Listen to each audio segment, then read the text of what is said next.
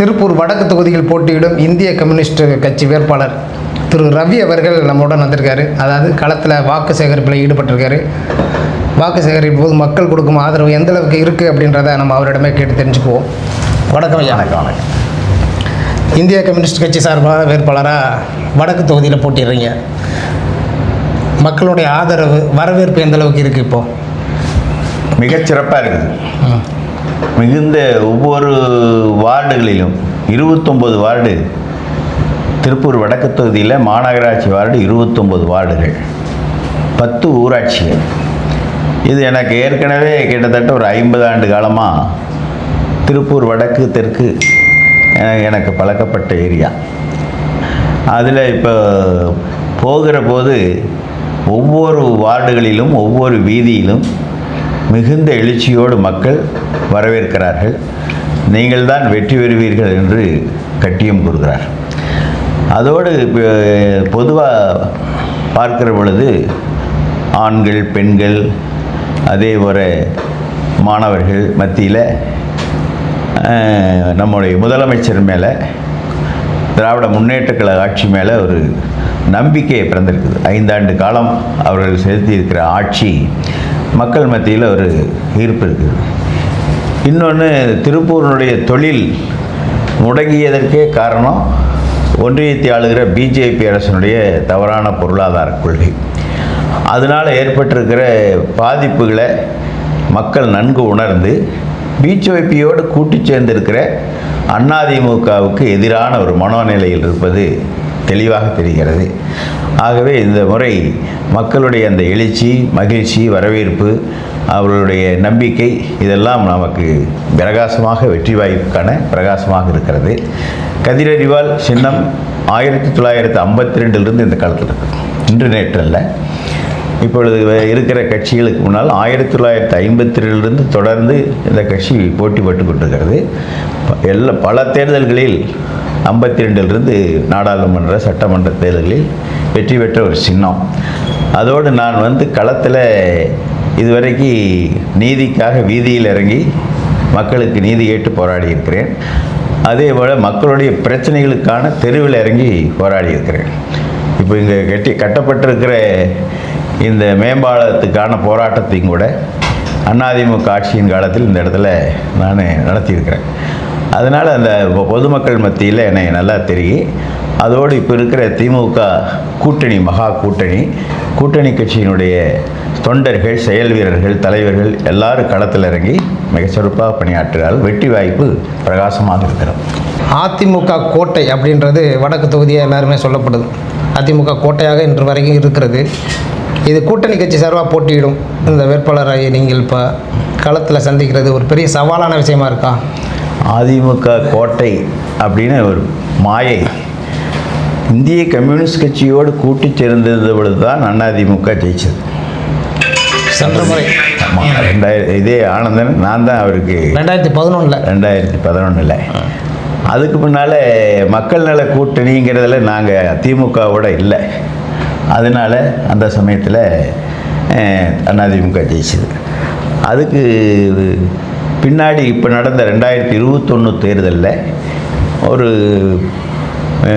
கொங்கு மண்டலத்திலெல்லாம் ஒரு தவறான பிரச்சாரத்தை கட்டவிழ்த்து விடப்பட்டு அப்பொழுது வெற்றி பெற்றார்கள். ஆனால் இப்போ அந்த பிரச்சாரங்கள்லாம் விடுவிட்டு போய்விட்டது. அதோடு அப்பொழுது கூட்டணியில் இல்லாத மக்கள் நீதி மையம் எங்களுக்கு எதிராக நின்றாங்க. அவங்க இந்த கூட்டணியில் இல்லை. அதே மாதிரி தேமுதிகவும் எங்கள் கூட்டணியில் இல்லை. அதுபோக முஸ்லீம்களுடைய பல அமைப்புகள் அதிமுகவோட இருந்தாங்க. இப்போ அதெல்லாம் எல்லாருமே நம்ம கூட இருக்காங்க. இப்போ மக்கள் நீதி மையமே கிட்டத்தட்ட 22,000 ஓட்டு வாங்கிச்சு. அதே மாதிரி தேமுதிக பல 1000 ஓட்டு வாங்கிச்சு. கடந்த நாடாளுமன்ற தேர்தலில் இதுவரைக்கும் இல்லாத அளவுக்கு திருப்பூர் வடக்கு தொகுதியில் 32,000 ஓட்டு கதிரறிவால் சின்னம் அதிகமாக வாங்கியிருக்குது. அதுபோக ஏற்கனவே நின்ற வேட்பாளர் அவர் வந்து வெற்றி பெற முடியாதுங்கிறதுனால தான் வாபஸ் வாங்கிட்டார். இவரும் பல்லடம் தொகுதியில் நின்னார், ஏற்கனவே எம்எல்ஏவாக இருந்தார். இப்போ யாரும் இல்லாதனால தான் அதிமுகவில் அவர் நிற்கிறார். அதனால் அது ஒரு கோட்டை என்றெல்லாம் சொல்ல முடியாது. அப்படி கோட்டையாக இருந்தால் உள்ளாட்சி தேர்தலில் அதிக இடங்களில் திராவிட முன்னேற்றக் கழக கூட்டணி இருக்குது. எங்கள் கட்சியின் சார்பாக 3 உள்ள மாமன்ற உறுப்பினர்கள் இருக்கார்கள். அதனால் அப்படி ஒரு கோட்டை என்பதெல்லாம் போய் மாயை அப்படியெல்லாம்.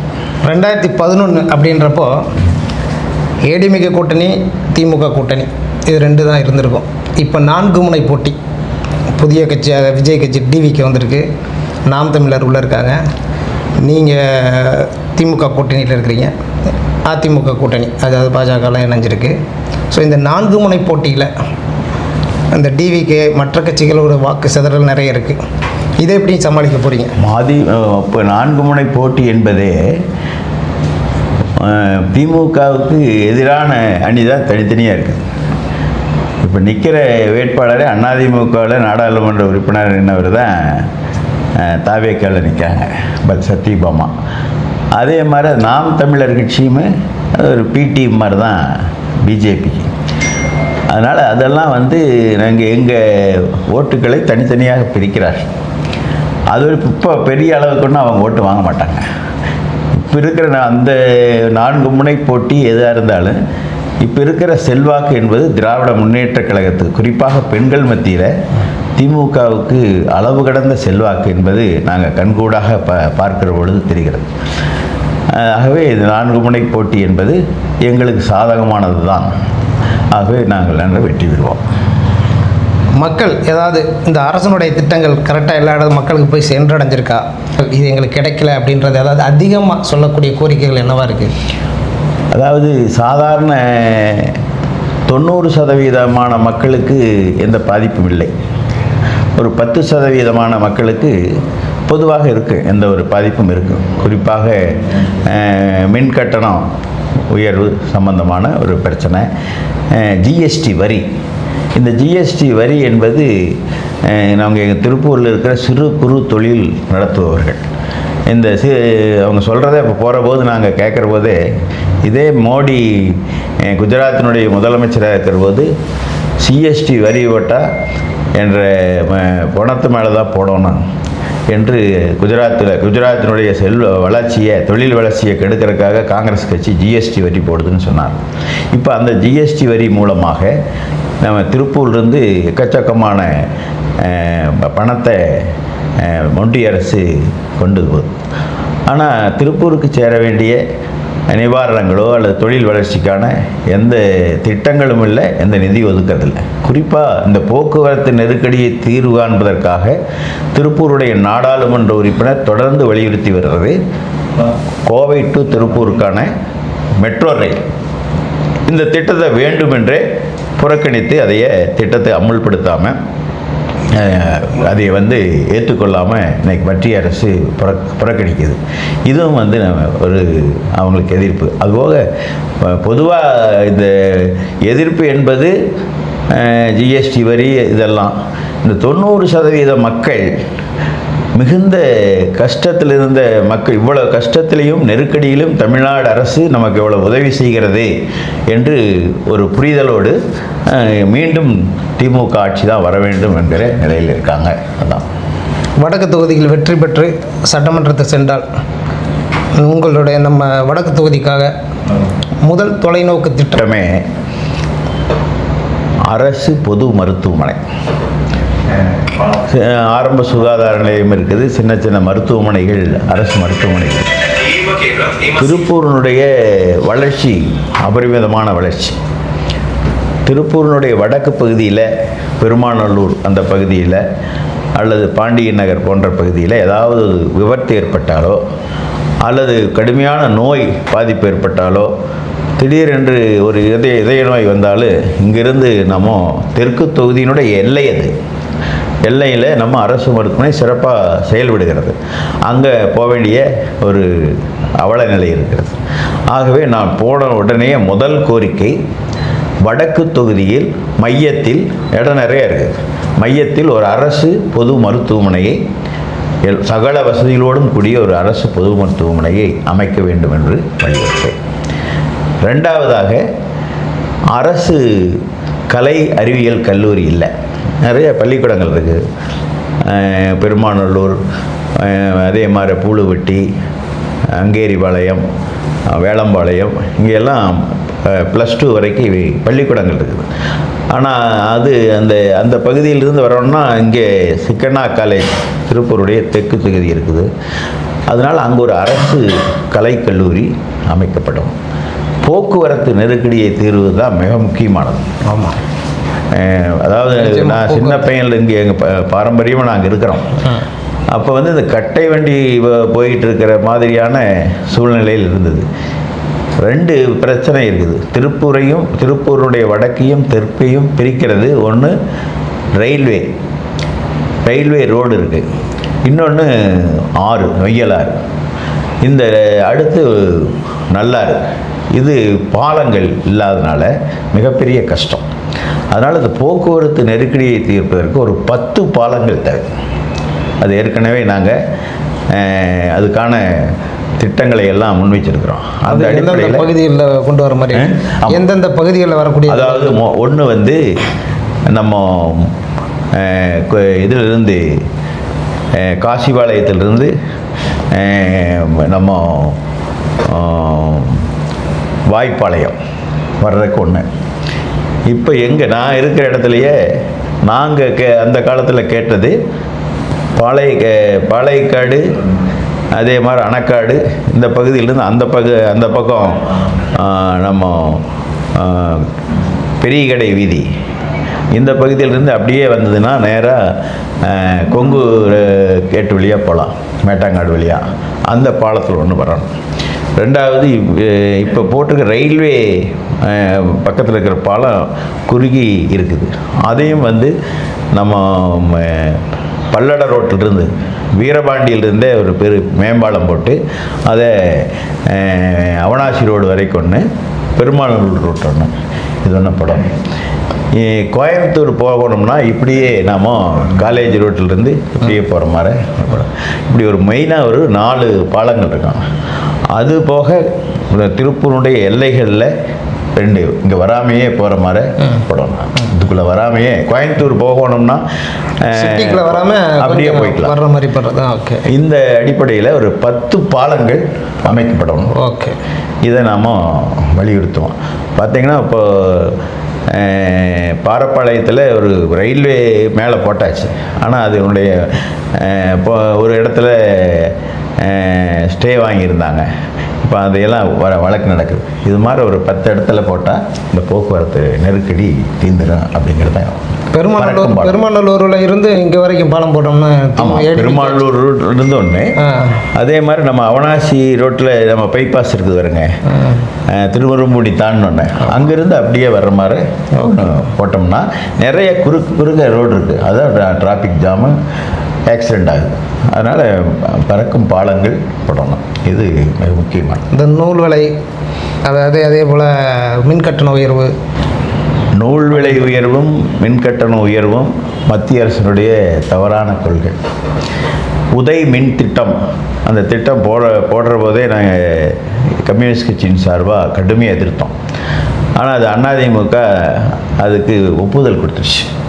அந்த ஒப்புதல் கொடுத்ததுனால தான் இப்போ மின்கட்டணம் ஏற்றிருக்கு. ஆனால் அதை நாங்கள் தொடர்ந்து எங்கள் சட்டமன்ற உறுப்பினர் வலியுறுத்தி இருக்கிறோம்.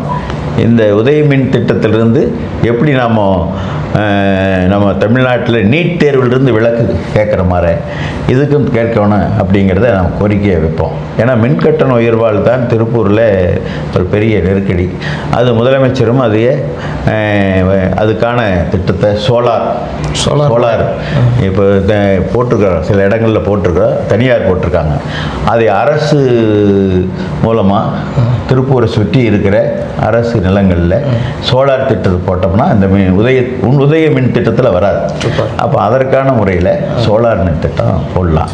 இன்னொன்று ஒரு அரிய வாய்ப்பு நெடிய காலமாக நாங்கள் சொல்லிகிட்டு இருக்குது. அறிவியல் ரீதியாக திருப்பூரில் சேகரிக்கப்படுகிற குப்பை இருக்கிறது, குப்பையிலிருந்து மின்சாரம் தயாரிக்கலாம். அவ்வளோ குப்பைகள், அந்த குப்பைகளிலிருந்து மின்சாரம் தயாரிப்பதற்கான ஏற்பாடுகள் செய்யலாம். இப்படி செய்கிற போது நம்ம திருப்பூருக்கான மின் பிரச்சனை தீரும் அப்படிங்கிறது. நூல் விலை உயர்வு என்பதும் காரணம் வந்து ஒன்றிய அரசினுடைய கொள்கை. அது அமெரிக்காவுக்கு அடிபணிந்த ஒரு கொள்கை. அதுதான் காரணம். அமெரிக்க ஏகாதிபத்தியத்துக்கு அடிபணிந்த காரணத்தினால்தான் இந்த நூல் விலை உயர்வு. அப்போ நாங்கள் தொடர்ந்து வலியுறுத்தி வருவது, நூலை வந்து பஞ்ச விவசாயிகளுக்கு கட்டுப்படியான விலை கிடைக்கிறதில்லை. விவசாயிகளிடமிருந்து தனியார் அம்பானி போன்றவர்கள் இவங்கெல்லாம் கண்ணுக்கே எட்டாமல் ஆன்லைனில் விவசாயிகிட்ட நிறைய விளையிற போது விலையை குறைச்சி வாங்கி அவங்க ஸ்டாக் வச்சு பதுக்குனா முதல்ல வந்து பதுக்கல்னு சொல்லுவாங்க. இப்போ சட்டபூர்வமான பதுக்கல், ஆன்லைன் வர்த்தகம் என்பது சட்டபூர்வமான பழக்கம். அந்த பதுக்கல் இல்லாமல் அரசே கொள்முதல் செய்யும்.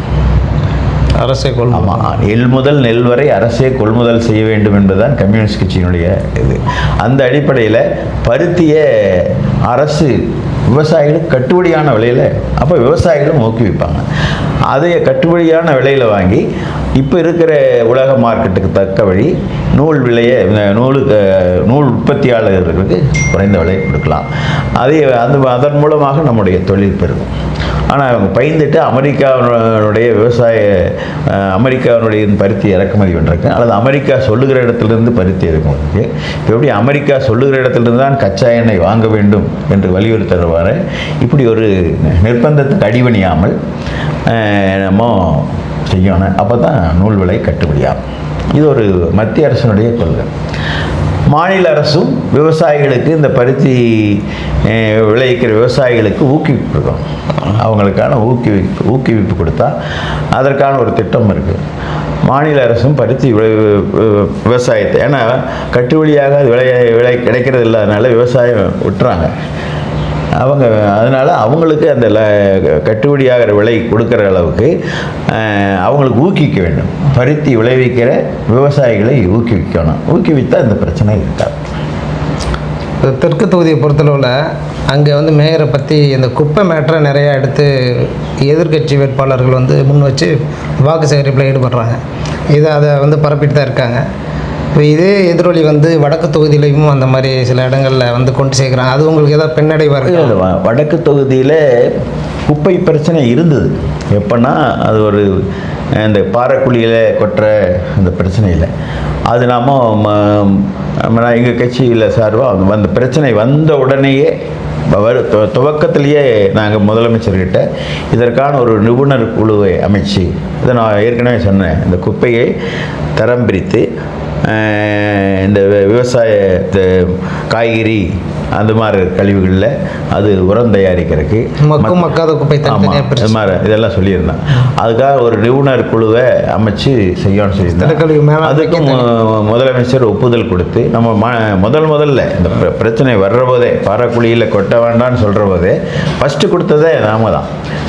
நம்ம கம்யூனிஸ்ட் கட்சியின் சார்பாகவும் நம்முடைய நாடாளுமன்ற உறுப்பினர் சார்பாகவும் இந்த குப்பை பிரச்சனைக்கு தீர்வு, ஏன்னா கழிவு தான் மிக முக்கியமானது. கழிவு பிரச்சனையை தீர்த்தா தான் எதுவுமே இதாகும். அது மாதிரி அது சொன்ன உடனே அவங்க அதுக்கான ஒரு குழு அமைச்சிருக்காங்க. இப்போ அது சில ப்ராசஸ் எல்லாம் பண்ணியிருக்குது. அந்த அடிப்படையில் நாங்கள் நிறைவேற்றுவோம் அப்படிங்கிற சொல்லலாம். அப்போ குப்பை பிரச்சனையை இப்போது பெரிய இல்லை சால்வ் பண்ணிட்டாங்க. இருந்தாலும் இந்த ஆட்சி அமைஞ்ச உடனே அதை நம்ம நிரந்தரமான தீர்வு காண்பதற்கான வழிமுறைகளை செய்யணும். அதுக்கான உட்கட்டமைப்பு பண்ணலாம். இப்போ தேர்தல் வந்து இப்போ இன்னும் ஒரு 2-3 நாள் தான். ரொம்ப இறுதிக்கட்டம் ரொம்ப வேகமாக பிரச்சாரத்தில் ஈடுபட்டிருக்கீங்க. இப்போ இருக்கிற கால நிலவரம், உங்களுடைய மன ஓட்டம், மக்கள் கொடுக்குற ஆதரவு எந்த மாதிரி இருக்குது இப்போதைக்கு பார்க்குறப்போ? அதான் ஏற்கனவே அதாவது ஆரம்ப நிலைக்கும் இப்போ பிரச்சாரத்துக்கு பின்னால் எப்படி இருக்குது? துவக்கத்தில் என்னைய நல்ல அறிமுகமாகும், அது ஒன்று இருந்தது. இப்போ முதலமைச்சர் நேற்று வந்துட்டு போனதுக்கு பின்னாடி இந்த கூட்டணி கட்சியினுடைய நிர்வாகிகளிலிருந்து தொண்டர்கள் வரைக்கும் ஃபுல்லாக களத்தில் இறங்கிட்டான். முதல்வருடைய பேச்சு இருக்குதே, அதாவது இன்னைக்கு கேள்வி கேட்டிருக்கிறார். அவர் கேள்வி கேட்கறதுக்கு முன்னாலேயே முதலமைச்சர் பதில் சொல்லிட்டார். அதாவது மகளிர் இடஒதுக்கீட்டை இடைக்குட்டுக்காக கொண்டு வந்த இதையை தோக்கடிச்சிட்டாங்க அப்படின்னு இவர் சொல்லுவாருங்கிறதுக்காகவே 50% மகளிர் ஒதுக்கீட்டை கொடுத்தது இங்கே தான் திமுக தமிழ்நாட்டில் தான். அதே மாதிரி இது வந்து நயவஞ்சகமாக மகளிர் ஒதுக்கீடுன்னு சொல்லிட்டு தமிழ்நாட்டினுடைய எண்ணிக்கையை குறைக்கிறதுக்காக முயற்சி எடுத்ததை தோற்கடிச்சிருக்கணும். இது என்ன ஆச்சுன்னா, இதுவரைக்கும் இல்லாமல் ஆளுங்கட்சி கொண்டு வந்த ஒரு மசோதா தோற்றுக்கிறது ஒரு பெரிய பின்னடைவாக இருக்குது அவங்களுக்கு. திமுக முதலமைச்சர், திமுகவினுடைய தலைவர் அவர் உடனே அதை கருப்பு கொடி ஏற்றுவது, கருப்பு சட்டை போடுவது, தீப்பற்றுவது அப்படின்னு கூட அது பொதுமக்கள் மத்தியில் அது எப்படி இருந்தாலும் பிஜேபி அதில் வெற்றி பெற்று விடுவார்கள் என்று சதி பண்ணாங்க. இந்த தேர்தல் 4 மாநிலங்களில் நடக்கிறதுனால எதிர்க்கட்சிகள் இருக்கிற எம்பிகளாக வரமாட்டாங்க அப்படின்னு எங்களுடைய நாடாளுமன்ற உறுப்பினர் மிக தெளிவாக பேசினார்.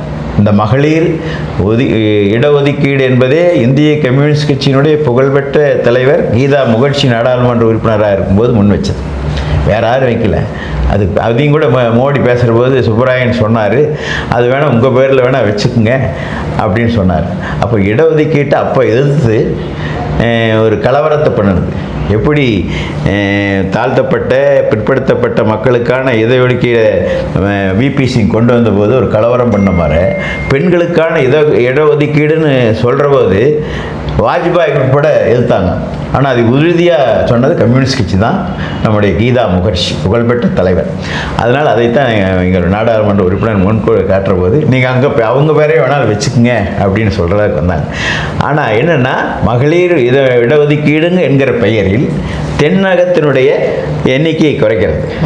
தென்னகத்தில் குடும்ப கட்டுப்பாடு அந்த திட்டத்தை வெற்றிகரமாக நிறைவேற்றினால மக்கள் தொகை குறைஞ்சிருக்குது. இதையை பயன்படுத்திக்கிட்டு வட மாநிலங்களுக்கு அதிகமாக இருக்குது.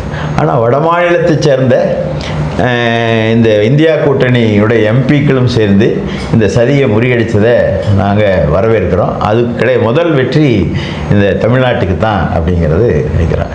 அதனால் இந்த பிரச்சாரம் மிக சிறப்பாக போயிருக்குது. அதனால் நாங்கள் தொடக்கத்தில் போனது ஒரு 60% இருந்தால் இப்போ ஒரு 80% வெற்றி வாய்ப்பு பிரகாசமாக இருக்குது. உங்களுக்கு இப்போ கடும் போட்டியான வேட்பாளர்னா யாராக இருக்கும்? உங்கள் நம்ம தொகுதியில் போட்டி வேட்பாளர் அப்படின்னா யார் சொல்லுவீங்க? வேட்பாளர்னா அதுக்கு நம்ம யதார்த்தமாக சொல்லணும். அதிமுக வேட்பாளர் தான் போட்டி. அதிமுகவுக்கும் இந்த திமுக கூட்டணித்தை வெற்றி. மற்றவங்களாம் வந்து அவங்களுடைய ஓட்டுகளை பிரிக்கிறதுக்கான அவங்க திட்டம் போட்டு ஏதோ கிறிஸ்தவர்கள் ஓட்டு, சிறுபான்மையர் ஓட்டெல்லாம் எனக்கு கிடைச்சிரும்னு விஜயை நிறுத்தி வைக்கிறாங்க ஒரு சினிமா ரசிகர் மோகத்தில். அது எடுவில்லை. அதே மாதிரி இந்த இதில் வேட்பாளரும் ஏற்கனவே அதிமுக செங்கோட்டையனுக்கு ஒரு செல்வாக்கு இருக்குது. அதுவும் வந்து அதிமுக ஓட்டை தான் இருக்குது.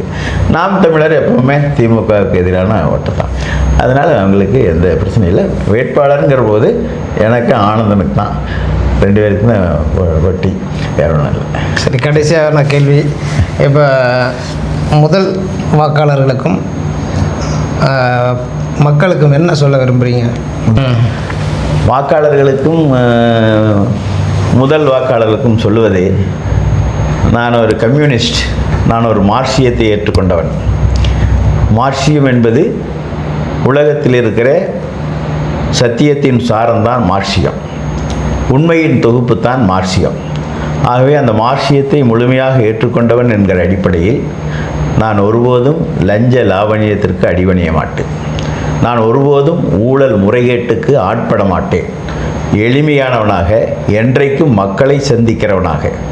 நான் இதுவரையிலும் ஏற்கனவே சொன்ன மாதிரி மக்களுடைய பிரச்சனைக்காக 50 ஆண்டு காலமாக, மாணவராக இருந்த காலத்திலிருந்து 50 ஆண்டு காலமாக வீதியில் இறங்கி மக்களுக்கு நீதி வேண்டும் என்று போராடியவன். தெருவில் இறங்கி மக்களுடைய கோரிக்கைக்காக போராடியவன். இப்பொழுது எனக்கு ஒரு அருமையான வாய்ப்பு கிடைத்திருக்கிறது. நான் ஒரு மக்கள் பிரதிநிதியாக சென்று உங்களுக்காக வாதாடி இந்த பிரச்சனையை தீர்த்து வைப்பேன். நான் ஒருபோதும் மக்களிடத்திலிருந்து அந்நியப்பட மாட்டேன். யாராக இருந்தாலும் அடக்கப்பட்ட ஒடுக்கப்பட்ட மக்களுக்கு ஆதரவாக இருப்பேன். பாதிக்கப்பட்ட மக்களுக்கு ஆதரவாக இருப்பேன். மக்களுடைய அடிப்படை பிரச்சனைகளை தீர்ப்பதற்கான ஒரு கருவியாகத்தான் நான் செயல்படுவேன் என்பதுதான். திருப்பூரில் பனியன் தொழில் மைனஸ்னால் திருப்பூர் இல்லை. இப்போ நாங்களாம் பூர்வீகமாக இருக்கிறவங்க, அந்த காலத்துலலாம் விவசாயம் ஒரு சின்ன கிராமமாக இருந்தது திருப்பூர். இது ஒரு தாலுக்கா கூட இல்லை, பல்லடம் தாலுக்கா கூட இருந்தது. எங்களுடைய பழைய பத்திரங்கள்லையெல்லாம் பல்லடம் தாலுக்கான்னு தான் இருக்குது. பத்திர ஆஃபீஸ் கூட கோபி ஆஃபீஸ் தான். ஆனால் இந்த பனியன் தொழிலை இந்த திருப்பூருக்கு கொண்டு வந்ததுனால இந்த அளவுக்கு முன்னேறி. இது திருப்பூரை சுற்றி இருந்தவங்க முதல்ல வந்தாங்க. இப்போ தமிழ்நாட்டிலிருந்து எல்லா மாவட்டங்கள்லேருந்து வந்தாங்க.